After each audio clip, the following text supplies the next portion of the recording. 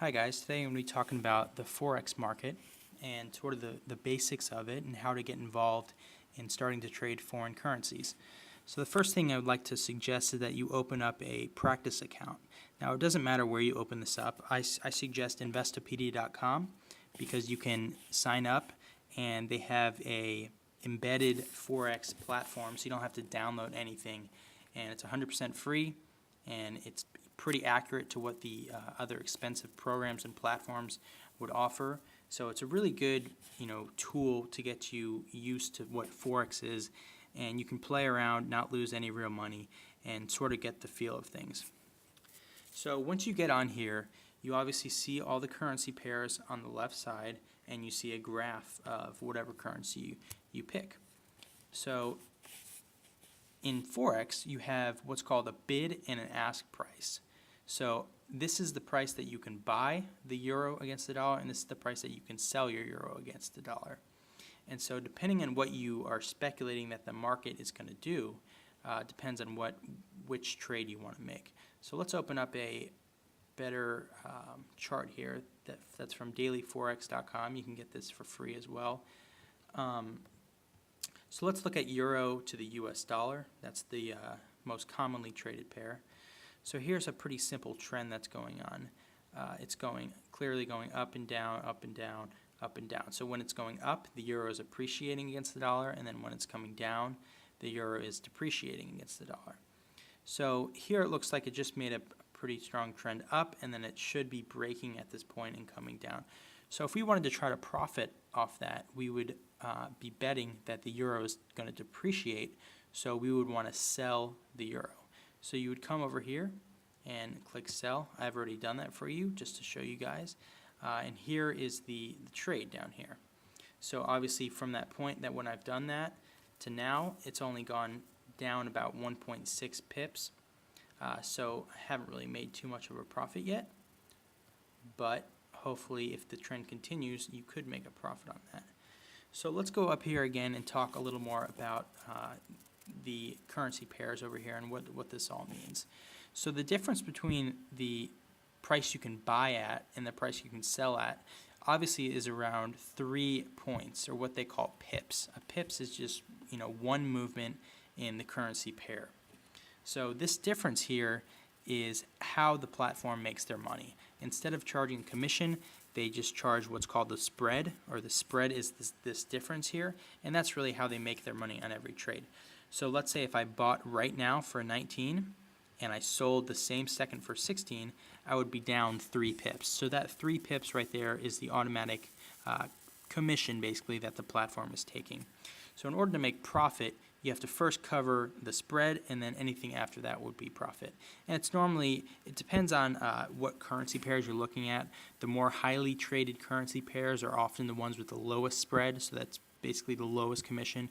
Obviously, if you're trading like Chilean pesos and Afghani, whatever their currency is, the spread's going to be a little more, and it's going to cost a little more for you to make that trade.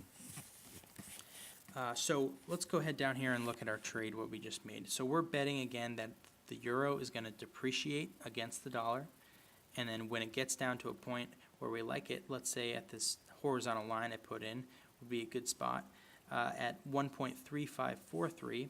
So when it gets down to there, we'd be hoping to buy back that currency, and then the difference in the exchange rates is where we made our profit.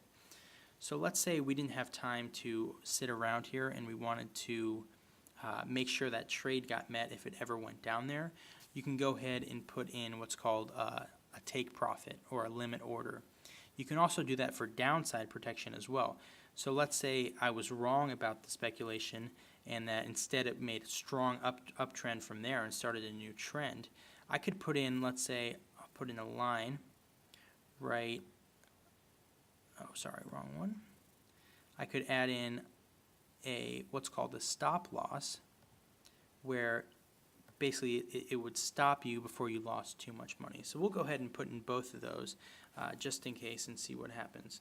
So first let's put in our take profit or our limit order. So 1.3543, that's where we're hoping it would go.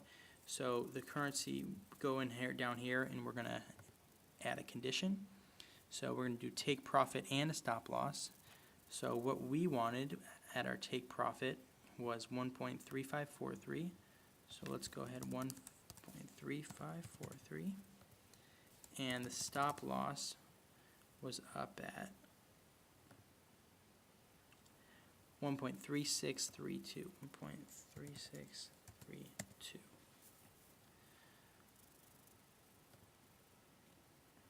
Okay, so you can see right here that our stop loss went in and our take profit also went in. So just in case any of those things happen, we will be protected by our profit will be protected if we ever hit this margin, and our losses will also be minimized if it ever decides to trend up. So that's pretty much the basics of Forex, the very, very basics. I know I left out a lot of things, but I just wanted to show you guys what a basic trade looks like, what people basically look for when they're trying to make a trade. It's all about charts, really. You want to look at a trend and try to mimic that trend. But I'll be the first person to tell you, and I'm sure it won't be the last, that nothing in the past really ever guarantees the future. So you never really know what's going to happen. You can be almost certain that the trend is showing that it'll depreciate and it'll shoot up 100 pips or so, and like that you'll be out a couple $100 or whatever. But that's why it's important to keep a practice account before you really go into real money trading. I also would advise you to keep your leverage low if you ever really do start trading real money in the Forex. What that means for you people that don't have a business background is leverage is basically the amount of money you can borrow based on the money you have. So here it looks like my leverage is 20 to 1. So for every dollar I put in, or obviously this is fake, but if it was real, for every $1 I put in, I could borrow up to $20 to trade with that. And that's sort of where people get into trouble with Forex, is that some platforms allow 100 to 1, allow 100 to 1 leverage on your trades. So if you only have $1,000, you can trade up to $100,000 in currencies, which, if you're borrowing more money, your gains are going to be obviously exaggerated, but so are your losses. So any small, decline in the market could cause you to lose that $1,000 like that. And that's where the rumors really come from. So as long as you, keep your leverage low and only make small trades and practice on your practice account before you really start doing this, you should be fine. You won't lose, a dramatic amount of money unless, like I said, you're being stupid with the amount of money you're trading. So let's see how this trade is working out here. Oh, it hit something. So obviously let's see if you go to close trades. So it either hit our stop loss or it hit our take profit. So it looks like it hit our stop loss. So it started to trend up. Let's look at our bigger graph here. Yep, see, it's trended up a little bit. I bought it about here, and obviously this one barely hit right here. It hit our stop loss.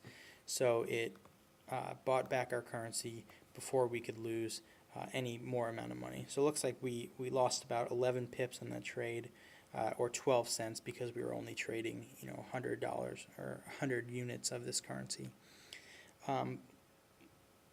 But pretty much that's it. If you guys have any questions, I'd like you to put it in the comments. I will be making more videos about more advanced topics in Forex, but I just wanted to show you, like I said, a basic Forex trade and what people do and how they protect their gains and their losses. So let me know if you guys have any questions.